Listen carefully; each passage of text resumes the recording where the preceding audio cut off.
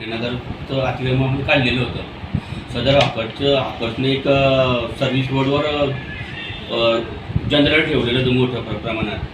ते जनरेटर आम्ही त्याला दंड भरून सोडलं आहे. परत त्याने त्या जागेवर परत जनरेटर ठेवलं. त्या अनुषंगाने आम्ही त्यांना अटकलं, तर तो आरवटच्या भाषेत शिवीगाळ सुरू केले त्याने. आम्ही त्याला म्हटलं, बाबा तू शिवीगाळ नको करू, विनाकारण कसं आहे, तू हॉकरचे, तुला मागात जाईल. मग त्यावेळेला आम्ही पोलिसांची मदत घेतली. त्यानंतर त्याने आम्हाला येऊन माफी मागितली.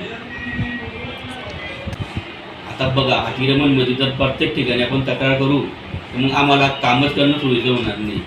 आता अतिक्रमणमध्ये हा दैनंदिन वादाचा विषय दैनंदिन झालेला आहे. हो, त्या जनरेटर धारकाला काही राजकीय काय वाटतंय?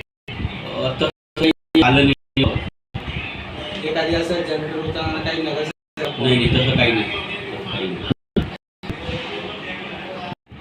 तरी आम्ही सर्वांना ताकीद दिलेली की याच्या पुढे सदर रोडावर तुम्ही पुन्हा व्यवसाय केला तर आम्ही एकदम कडक कारवाई करू आणि तो कुठली दयामाया केली जाणार नाही याची नोंद घ्यावी.